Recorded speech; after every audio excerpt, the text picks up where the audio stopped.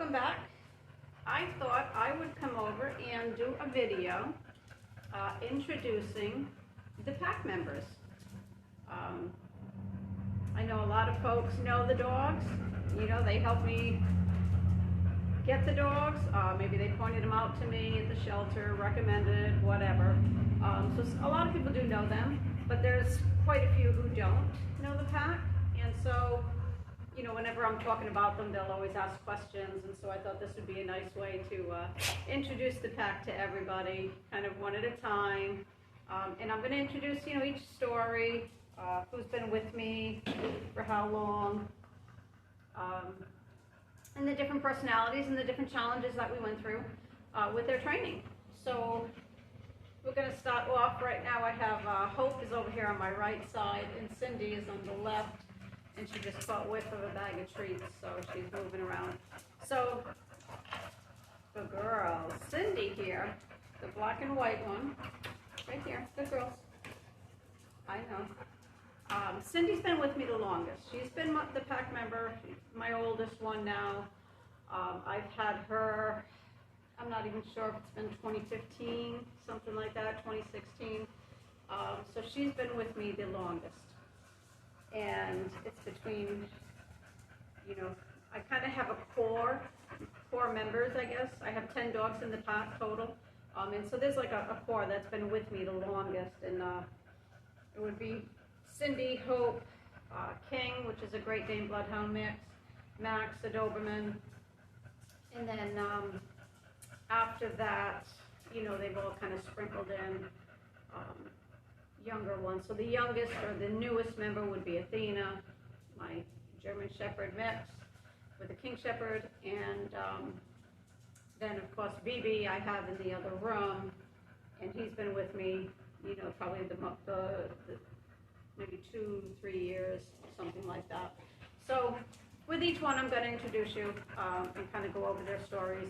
So Cindy here, she's been with me, like I said, the longest. She was a headstrong little girl. She's very, very intelligent, but she's a cattle dog mix, and she was, you know, super high energy. Yes, weren't you? And she wasn't. It wasn't that she was dog aggressive, but she was just so intense. She played, you know, very intense, very physical with the other dogs, and she was trying to intimidate them. She's a very sort of dominant female, so she right away wanted to control the play, control the other dog, that kind of stuff. And so, plus you do that with the wrong dog, and you're going to have a fight. So with her, you know, being with the pack took a little while. And it took me, she was the one who took me the longest training off leash. Most of the dogs kind of caught it pretty quickly within a week of working just their off leash commands. You know, they enjoyed the freedom, they respected the freedom. She didn't.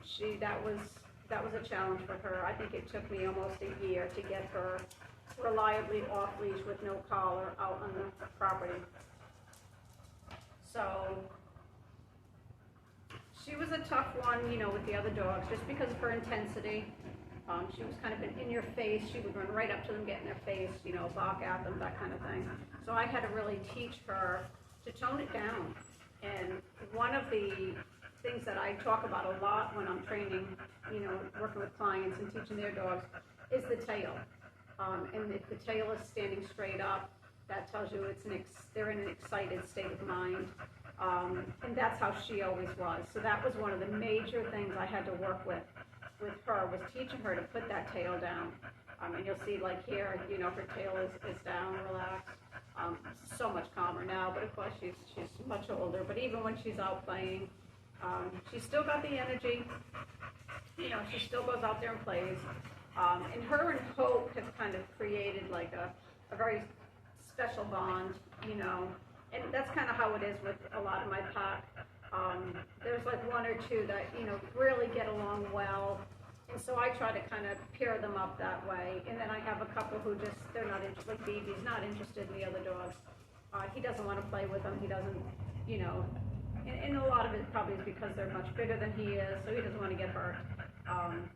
but, so I kind of let him go out with the older, slower dogs. I don't let him out with these two because it's too much. They want to play, and he's not going to tolerate that. So, he's and I have a couple of females that are the same way. They go out by themselves. But yeah, Hope and Cindy, they connected, they created, a very strong bond. Some of that probably is because Hope was the complete opposite of Cindy. Hope was very fearful, whereas Cindy was very strong, very confident. So I think Hope fed off of that, and she liked that. She appreciated that. So she knew she could go outside and be around Cindy and, and be safe. She could play with her and everything. She knew right where she stood, and she was high energy as well. Hope was just a pup when she came to me, so, whereas Cindy was a little bit older. She had a few years on her. Good girl, huh? Yeah. But Cindy was very headstrong. And again, some of that is that dominant personality that she has. So, one of the big things when you have that type of personality, you have to earn that dog's respect. In her mind, because she's so strong, she's confident, she can lead a pack, she can take care of herself. She doesn't need a human to take care of her. And so you have to kind of earn that dog's respect to let her know that, yes, I can protect you, I can do those things. You don't need to worry about what's going on outside. You don't need to worry about what the other dogs are doing. I will control them, that kind of thing. So it takes a long time when you have a dog with that personality, to really work with them. And so with her, she exhibited that with her off-leash training. On-leash, she was terrific. Thank you. On-leash, she was terrific. Did all her commands. Everything was good. Even on the long line, she knew she was still connected. So, it didn't matter how long that line was. She knew I could get to her. So she didn't challenge me in that level. But it was when I tried to, introduce again a little bit of off-leash.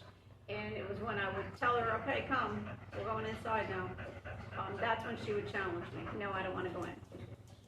And she would do so, leave it, no, thank you. She spotted the bag of treats there. But, so that's when she would challenge me, and what she would do is there's a cattle fence that would separate my property from the people next to me who have cattle. And so she would go and squeeze through the fence, or she would just jump the fence because it's only 4 feet high. But she would squeeze through there, and she would just stand on the other side of the fence, and that was her way of telling me, no, I'm not coming in.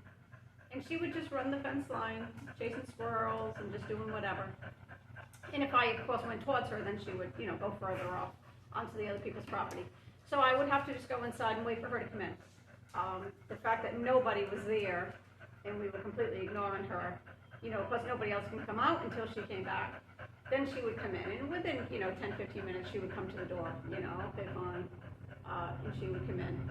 But the idea now, the fact that she broke that command, the fact that she did that, there had to be a consequence for that. So the way I handled that, I wouldn't correct her, when she came back. I didn't scold her. I simply brought her in and, put her back into her kennel. And then for the next 2 weeks, sometimes 3 weeks, I would take her out on a leash. We would do her commands. She would go out and go potty, but she got no playtime. She got no free time at all, not even on a long line. It was strictly working. She lost all freedom because she disrespected the command. She disrespected me. So it wasn't about correcting her. It was about showing her that your freedom is a privilege, and being loose is a privilege. And if you violate that privilege, then there's a consequence, and you're going to lose it. So that took me a long time for her. She would be really good for like a month, 2 months, and then she would do it again. She just didn't want to come in, wanted to play, whatever.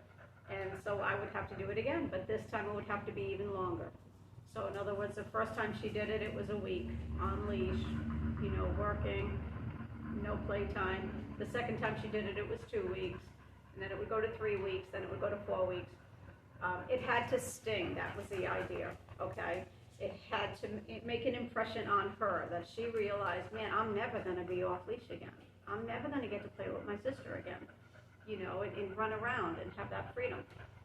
And that was the idea. And you would see her personality change as she was going through the weeks of, you know, waiting to be loose again. And then finally she would just accept, this is it. I'm never going to be off leash again. Then I would let her go out on the long line, and we would do that for a couple of weeks. Then I would let her go out on the long line and have Hope out there and have, you know, a couple other dogs out there. And she would be really good, you know, as soon as I say come, she would come, she did everything, you know, and then I would take that chance of letting her off leash again. And the way I introduced it too with her was a little bit different, because when she was off leash, and I didn't actually, you know, no leash at all, no long line, nothing, I put a backpack on her for the first probably a week or so she could be loose, but she had some weight on her. And I was hoping, you know, that by having the backpack on with the weight, she's running around, she's playing, she's doing her thing. But I was hoping that it would change the state of mind. She would think twice before she thought about jumping the fence or going anywhere. That was the idea with having the backpack on. And she did. It slowed her down. It made her think, you know, and that was the goal. You know, I tried to use tools that help the dog make the right choice.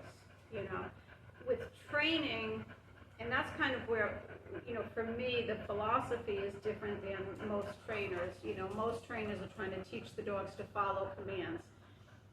I'm trying to teach the dog to make choices and to make the right choice, you know, and to do that on a regular basis, okay?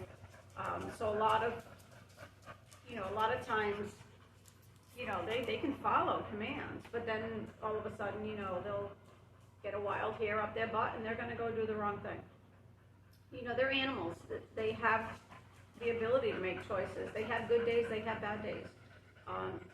You know, she hasn't been on a leash in, you know, a few years now.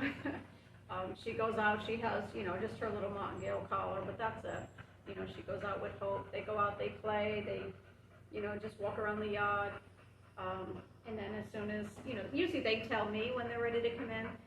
But now sometimes, you know, I can go out and just call them, if, like this morning, because we were leaving early and they were coming with me. So I had to go out and call her in. And she came running, you know, and she doesn't even think about it. She doesn't fight it. You know, she's happy with, you know, the setup that we have now. But it doesn't, you know, you go through a learning process with all the dogs. And so, like, even with Cindy, you know, even for, you know, a month, 2 months, 6 months, that she would be really good off leash, then suddenly she would challenge it. And I had to be willing to go back to the basics. And I think that's the problem I see with a lot of the clients, you know, and just people in general. You know, we get lazy. It's convenient being able to have the dogs off leash, open the door, let them go. And we can go about our business. We got a fenced yard, you know. And so putting the dog back on a leash and walking them becomes inconvenient to us. The problem is we're not teaching the dog to respect us either because of that laziness. So, you know, we have to be willing to go back to the basics if we truly want the dogs to respect us and to follow the commands, okay? Good girl? Yeah. I know, you good girl too, Hope. You very good girl too, yes. Now Hope here, Hope came to me, she was only a year old, and she had major fear. They couldn't get her out of the kennel at the shelter. Nobody could get her out of, they were afraid to get her out of the kennel, because she would have snapped at them or whatnot. You know, she was dumped off at the shelter. She was actually left tied to the fence. Whoever had her brought her there and literally tied her leash to the fence. So she couldn't escape, she couldn't, you know, leave, couldn't follow them home. And, you know, then in the morning she, you know, the people show up and all heck is breaking loose, and she is listening to that and realizing she's in a world of hurt, you know, by this place is scary. So I'm actually in the process of writing a book documenting the steps that I took with her because of her, level of fear. And the steps that I take are kind of the same regardless of the dog's situation. But with fearful dogs, it's a little bit different because you're still building respect, you're building trust is really the main thing. I had to get her to trust me, but at the same time, I didn't trust her not to bite, not to snap, whatever, not to turn on me. So I had to, work with her the same steps that I worked with Cindy, but for a different outcome. I wasn't worried about Cindy turning on me. I just wanted to tone her butt down, slow the brain down, getting her to listen versus, with Hope, I needed to get her to trust that I wasn't going to hurt her, but also I had to trust that she wasn't going to have a moment and snap out of fear. So like I said, I'm in the process of kind of documenting her case. And it was different because she hadn't been spayed, where most of the dogs that I get from the shelter, they've already been spayed, shots, all that kind of stuff. She hadn't. So when I brought her home, I was dealing with the cone. I'm dealing with a dog who wants to eat me alive. I'm dealing with the fact that she just got spayed. She could easily have, a medical issue. She could tear the stitches. And then I have to get her back to a vet very quickly. And I needed to be able to handle her safely in the event that had happened. Luckily it didn't, but I had to prepare for it in case it had. So, the idea was that I wanted to be able to take her to a vet, handle the leash, and they could give her a shot and knock her out, and then do whatever needed to be done in the event of an emergency. But I wanted to do that very quickly. So normally I would give myself, a week to be able to, even 2 weeks to be able to handle a dog, to touch a dog safely. And with her, I needed to do that within, a couple of days. Basically 48 hours was really kind of pushing it. I wanted to be able to do it really within the first day because, again, if she was going to tear those stitches or whatever, it was probably going to happen, within the first week. So, and I didn't know what to expect. I didn't know if she'd ever been in a crate, so I didn't really know what to expect with her, coming out, and especially being around the other dogs. I didn't know if she was going to be aggressive towards the other dogs, any of that. So I had to keep everybody away from her. I kept her in a room by herself. That way she wasn't stressed because of the other dogs and if they were barking and excited. I wanted her to be able to just feel safe. That was the key. And that's part of the building trust process is, her feeling safe. And then when I would bring her out of the kennel, because what I did with her was actually leaving the leash on her while she was in the crate. And I just had the leash, draped through the crate door. So when I would go to open the kennel door to get her out, I already had the leash. And that way I could just, open the door, and as she came barreling out all crazy, I could just slide my hand down and grab, right by the hook and get her under control very quickly. So, then we would go from there, getting her out and stuff. And so I wasn't able to introduce all the commands to her like I do with most of the other dogs. Right away I start with the heel, the sit, the down, and then I start teaching them holding the heel, the sit, the down, as I'm walking around and introducing distractions. And with her, I wasn't able to do that. Because she had just been spayed, I wanted to be very careful. I didn't want to do a lot of downs and sits because I just wanted that area to heal.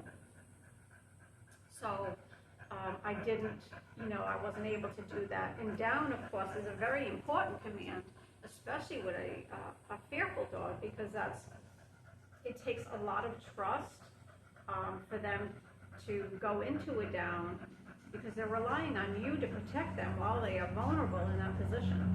And so, that was a major, it kind of set us back, if you will, with the training and the trust, because,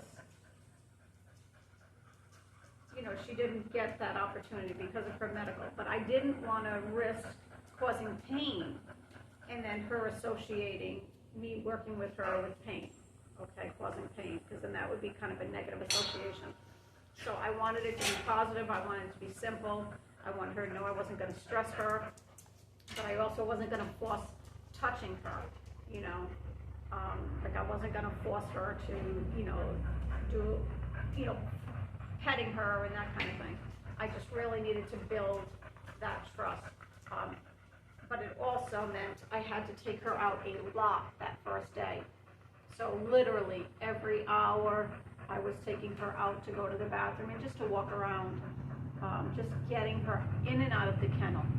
You know, so she understood that she was safe coming in and out of the kennel, and that I was going to walk her, but I was not going to, you know, handle her, okay?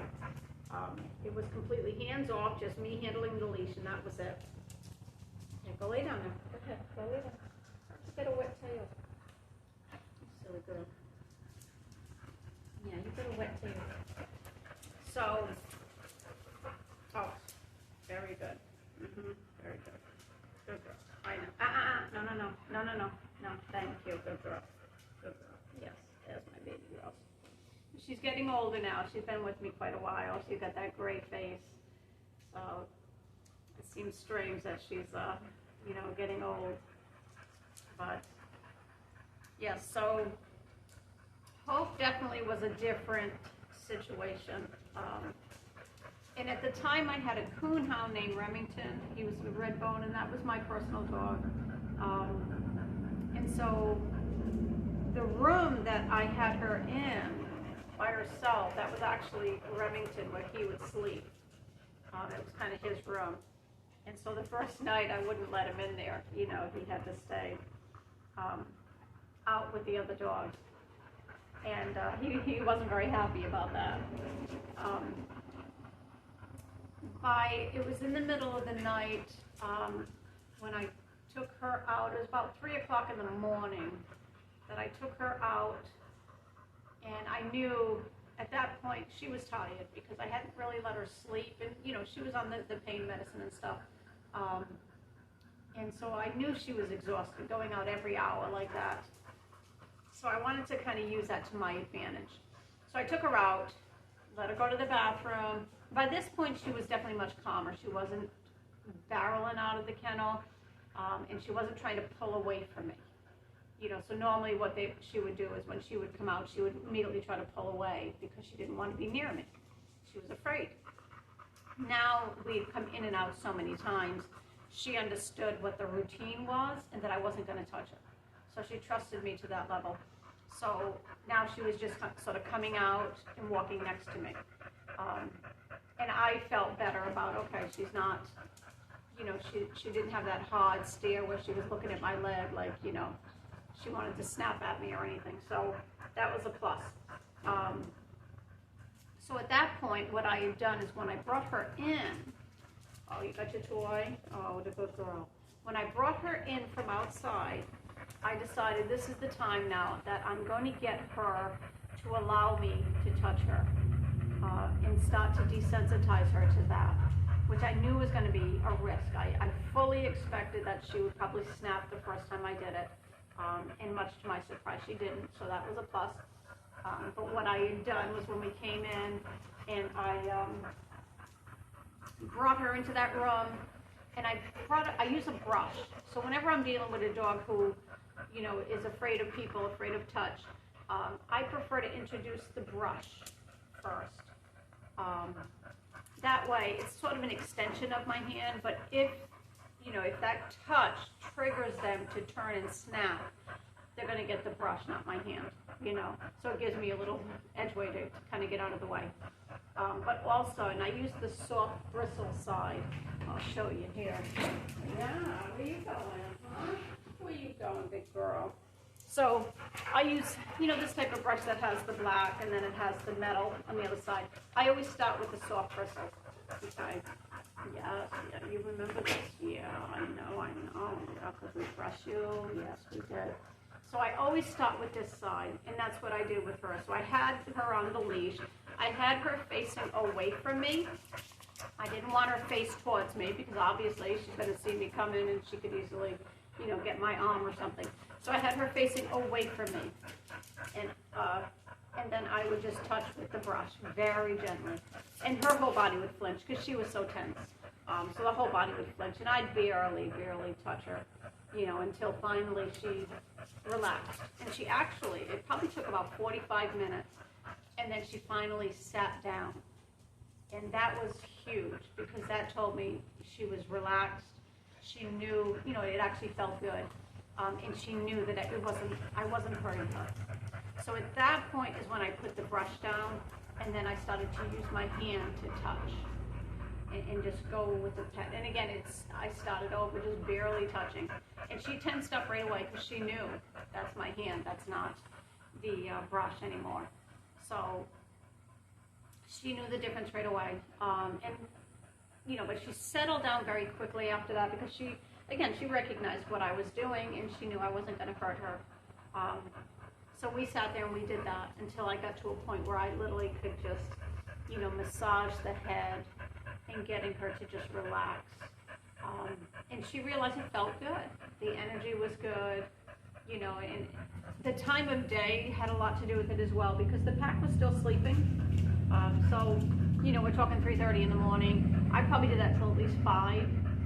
And that's usually when, the pack would get up, and then I would have to go take them out. So I put her away. Now that we had that, I put her back into the kennel. And then I went in the other room and I dealt with the pack and got everybody out. And then, the next day is when I introduced Remy into the room to see, this was another aspect I needed to see, was what was her reaction going to be to the other dogs. And so Remy was a perfect test, if you will, because he was already trained off leash. He'd seen, 50, 60 dogs come in and through the house at this point, between, maybe even over 100 dogs, who knows. I only had him for roughly 7 years, so he had cancer, and I lost him to that. But anyway, so he had already been trained. He'd seen a lot of the dogs come and go. He knew what I did. He knew the routine. He understood the energy of the dogs. So I would always kind of bring him in, and he would kind of ignore the new dog, and he would just go lay up on the couch, and then kind of communicate that way with the dog from a distance. And so that kind of, if the dog had any kind of aggression, just him coming into the room, they would react to. And she didn't react at all. He came in, he got on his couch, and he just kind of looked at her. And then within a few minutes, she would, like, if he left, she started to whine. And so that told me, okay, she wants him back. And he would go back and lay down by her kennel to keep her company. And so that was huge. So I could see right there, okay, she's not going to have an issue, at least not with him anyway.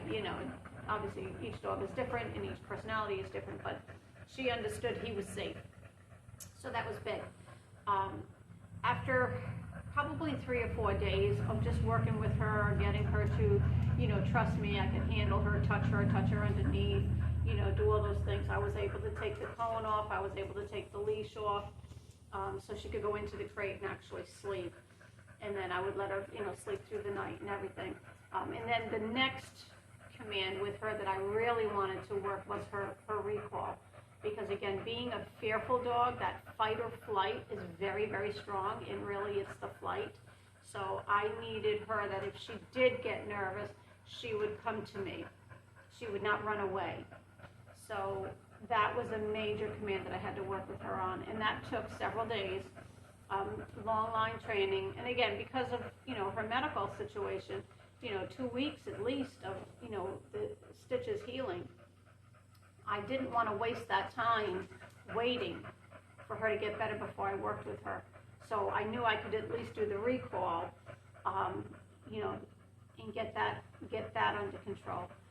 Those were the 2 major things that I worked with. Me being able to handle her, and then her recall, her coming to me when I called her, so that, in the event, anytime, if she got nervous, she was outside, she would come to me. So we did that for a good week, and same thing, just introduced her with Remy outside, and she wanted to follow him. She wanted to follow him everywhere. So I kind of used him as a distraction, and because I don't want her connecting to the dog and not connecting to me. I need her to connect to me, So when he, when I would tell her to come, she's focused on him and what he was going, I would tell her to come, and then I would reel her to me to make her come to me. And she did it. She, reluctantly, but she did it. But I still, it took a few days before I truly trusted her with no leash on outside. But I waited, until she was like completely healed. The stitches were good, that kind of thing. And then we started to introduce other dogs with her. But, like I say, with her, it was just getting over that fear and building the trust that I was safe. I was not going to hurt her. Hands are always positive. That's a major thing that I try to teach with my clients and, teach my dogs.